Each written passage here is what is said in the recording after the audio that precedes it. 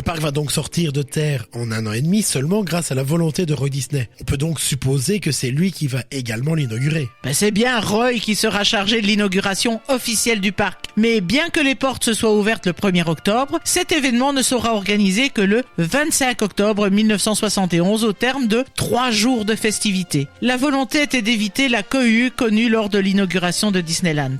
Les choses ont commencé avec la déclaration de Roy, rendant hommage à son frère en lui dédiant le lieu. Il sera donc appelé Walt Disney World et non simplement Disney World. Ensuite, les 5000 artistes de la Walt Disney World on Parade ont traversé le parc Magic Kingdom sous la houlette de Mickey Mouse, jouant sur la plus grande grosse caisse du monde. La petite fanfare, vêtue d'uniforme rouge et blanc, entraînait la foule des personnages au rythme de la Mickey Mouse Club March. Et donc si j'ai bien retenu ce que tu disais tout à l'heure, les portes du Royaume Enchanté s'étaient ouvertes plus de 3 semaines plus tôt. Exact, le vendredi 1er octobre 1971 exactement, après 7 ans de préparation, environ 10 000 visiteurs ont convergé près d'Orlando pour être les premiers à franchir le portail du Magic Kingdom où les attendaient quelques 5500 cast members. C'est William Windsor Jr. et sa famille de Lakeland, en Floride, qui ont été les premiers à entrer. Pour être sûrs de ne pas rater l'instant, ils avaient dormi dans leur voiture à proximité.